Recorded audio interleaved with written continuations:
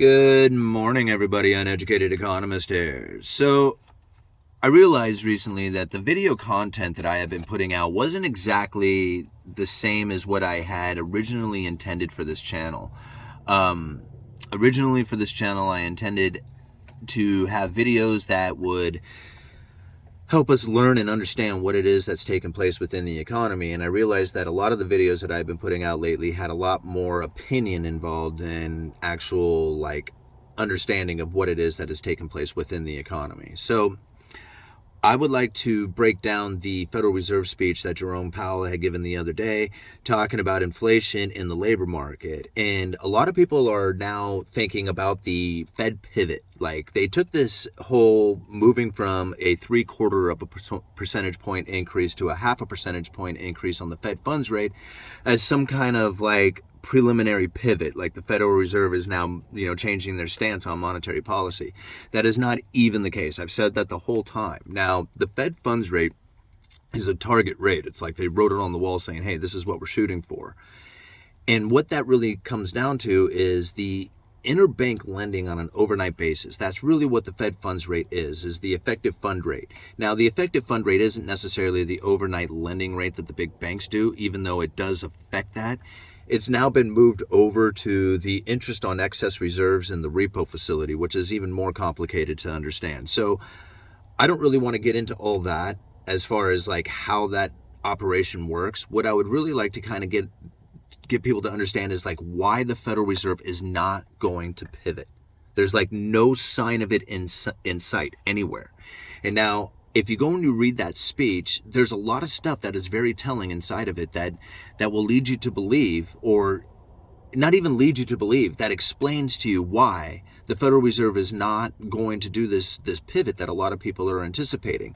Like, a lot of people say, once the housing market crash, stock market crash, all this other stuff. No, it doesn't have anything to do with that. What it's going to end up doing with is unemployment. And what's really odd to think about is that the Federal Reserve is mandated to do two things: low and stable prices of 2% inflation, and full employment, whatever that means. So these two things are mandated by the Federal Reserve. And when you read this speech, it's very interesting to think about their mandate and what it is that they're doing to try and fix the inflationary scenario, right? Because here's the problem, right? Inflation is high and it needs to come down. Now, let me see here. I wrote down a bunch of stuff and I have terrible handwriting, so hold on here. Raising interest rates will bring down demand in line with the supply. Now, this is something that a lot of people were looking at the Federal Reserve saying they were the reasons why all this took place, why all this inflation is happening. But what we had was a supply chain breakdown. At the same time, we had a stimulus package come out that gave a bunch of demand to the economy. So now, as that stimulus package is running out and the supply, or the reopening of the economy is bringing supply back in, there's still a major imbalance taking place here where you have more demand than supply. And they go on to talk about this. Now, they're going to look to measures, or look to the macroeconomic conditions that they think that will be needed that they will see to bring inflation down to a 2% inflation over time. And that's something important to think about, is that he says that repeatedly, over time, 2% inflation over time. They're not going to straight up say it that it's a 2% average inflation rate that they're looking for, because up until just recently, I don't know what month it was, back when they changed their inflation target from a 2% target to a 2% inflation rate over time.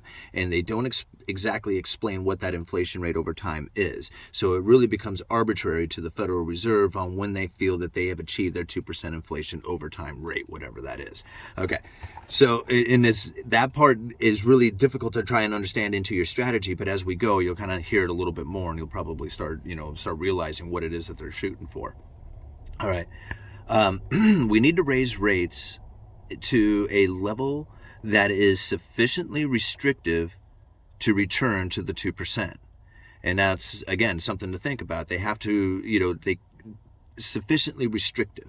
And they don't know exactly what that is. And so that's where this whole idea that the Federal Reserve is going to pivot, they're not, right?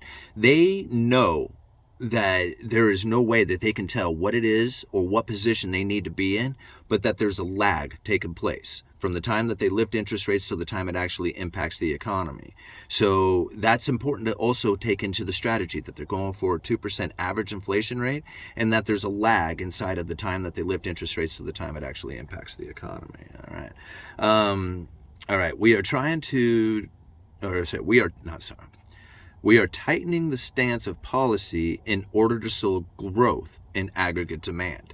Now, that's, again, important to think about, right? Because the supply and demand issue is out of balance. Even though the reopening of the economy and the stimulus has run out, the demand is still higher than the supply. They're trying to kill this demand part of things because they know they're not getting help from the supply. That's it. There's no more help.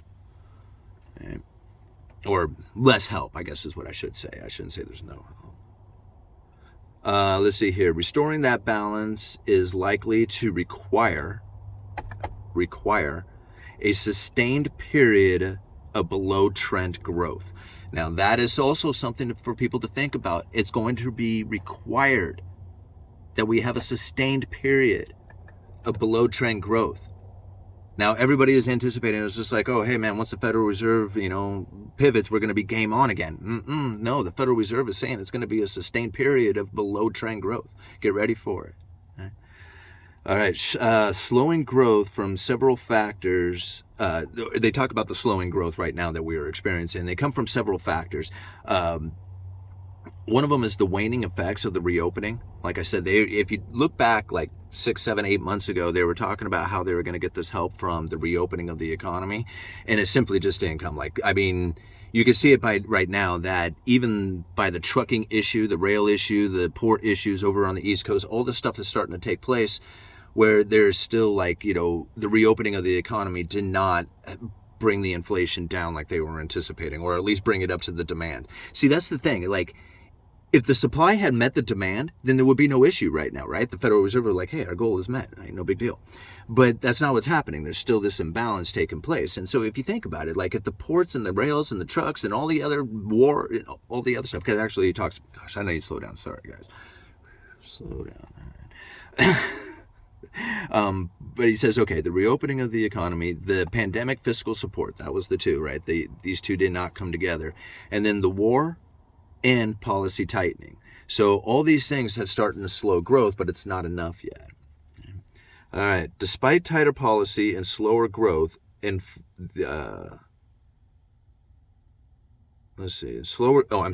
Despite tighter policy and slower growth inflation, right? Because the inflation is starting to it's not as hot as it once was, but it's still hot, right? Slower growth inflation. We have not seen clear progress on slowing inflation. And that's the key to everything. Well, that's what's happening here. It's everybody's freaking out because inflation is not slowing down. And the Federal Reserve is just okay, so we lifted interest rates and the inflation is still kicking, right? So it's a lag period, right? And this is the clear progress that they have not seen yet and that they're looking for.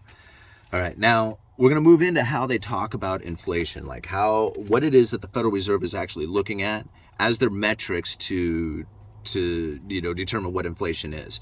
And a lot of it has to do with three components to it. Let me see here. What will it take to get inflation down? This is what they talk about. Bringing it down into three components: core goods, house services, and house services other than housing, which I like that one. Housing services inflation measures the rise in all rents and the equivalent in rent, or in the rise in rental equivalent. So whatever the rent would be is if you had been renting your property, if you've taken the taxes and the mortgage payment and the maintenance and all that other stuff, what the equivalent would be in rent. So that particular inflation is continuing to rise, and that they know that there's a lag inside of this stuff. So once you raise interest rates, that in particular inflation is actually going to take some time before you notice when that actually impacts that particular rate. The lifting of interest rates impacting the housing component of it. So anyway, the better indicator, as far as the leading indicator that they talk about, is new leases. And that's something to think about, because I was actually just listening to a video talking about a crashing in commercial property or something like that. I didn't listen to it all completely, but it was sent to me, and I was just listening to it on the way into work. And that kind of goes along with these new leases and the falling, and how they're falling sharply. Now, let's see here. If this is the thing, if this continues, then they expect that will eventually bleed into the housing inflation numbers, and then we'll see that next year. And that's what they report inside of that speech, which I thought was kind of interesting, because everybody's talking about when are we going to see the housing market prices really start to impact the housing as a whole. And Federal Reserve is seeing it right here as far as a year from now. I don't know if that's like, a prediction or what, but that's what they're saying here. And it was in that speech. Let's see here. So the bigger deal. Now, this is the bigger deal. Core PCE inflation, right? The personal consumption expenditures. And the way the Federal Reserve describes this as healthcare, education, haircuts, and hospitality, right? So this particular indicator is half of the metric that they look at. So this is really the important one. Whatever this is the one that they're going to have the biggest impact on both inflation, their indicators, everything that's going on in the economy. The personal consumption expenditures is it. Okay.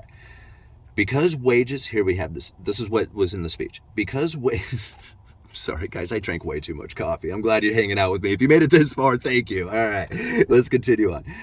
Because wages make up the largest cost in delivering these services, the labor market holds the key to understanding inflation in this category. Now think about that again. This is the most important category, and the labor market holds the key to understanding the inflation within this category. Now, that's very important to understand, because as we go on, we're going to start realizing that the Federal Reserve is looking for higher unemployment, which is something that they are not mandated to do. They're mandated to maintain full employment, right?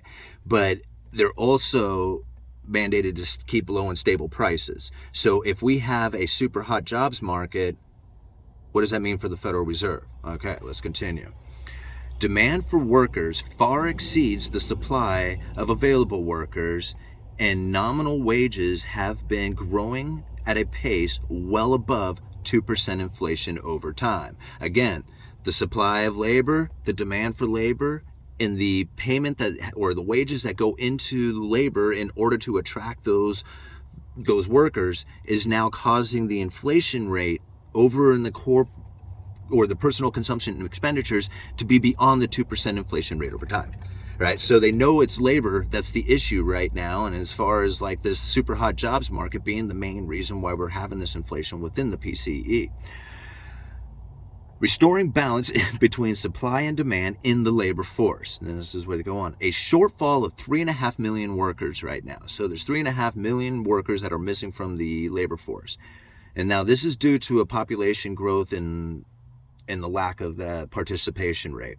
Now, a recent Fed research paper mostly has stated that this is mostly due to retirees. And it may account for 2 million of the 3.5 million shortfall. Now, I have to think about that because, you think, retirees, a lot of them will retire and then come back to the workforce and like maybe take a part-time job or something like that. But for the most part, most retirees are done. Like, that's it. I'm out of here.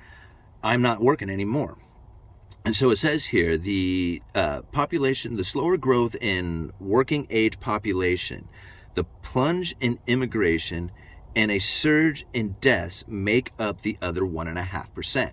So a slower population growth in workers, right? There's less workers coming into the market. And at the same time, we have a plunge in immigration. At the same time, we had a bunch of deaths. So all those things, like you're not going to create a bunch of population that's going to come into the economy, into the workforce, right? Either they're there or they're not. And then as far as the plunge in immigration, I guess you could open up the borders, but that's not very likely with the mentality of most Americans. They don't like immigration, right? They don't like people coming into this country. And I'm not trying to be opinionated on that or anything. I'm just talking about a lot of the people I heard of wanting to take AR-15s down to the border and because of a national security issue. Anyway, moving on. and a surge in deaths. Those people are certainly not coming back to the economy, coming back to the workforce. So that makes up the other 1.5 million people.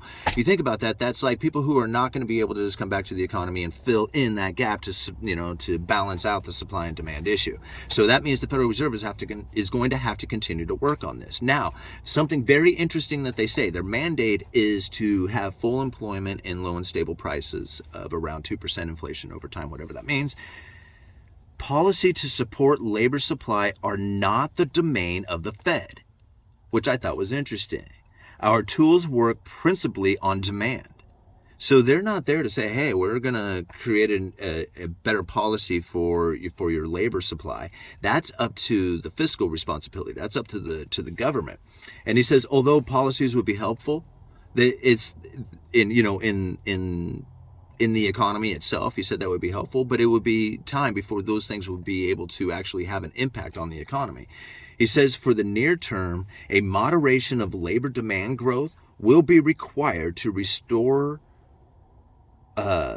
balance to the labor, excuse me guys, will restore balance to the labor market. And now this is again something that I thought was very interesting to think about, is that they are really trying to hurt the jobs market, right? A moderation of labor demand growth will be required to restore balance to the labor market. So, right? Supply, demand, supply, demand, right? And they want to kill that demand. They want to bring that demand of labor down. Current unemployment sits at 50-year lows, and job growth remained far in excess of the pace needed to accommodate population growth of 100,000. So if I remember right, in the speech itself, they were talking about 290,000 new jobs coming to the market, and really with the population growth we're experiencing right now, they can only handle about 100,000.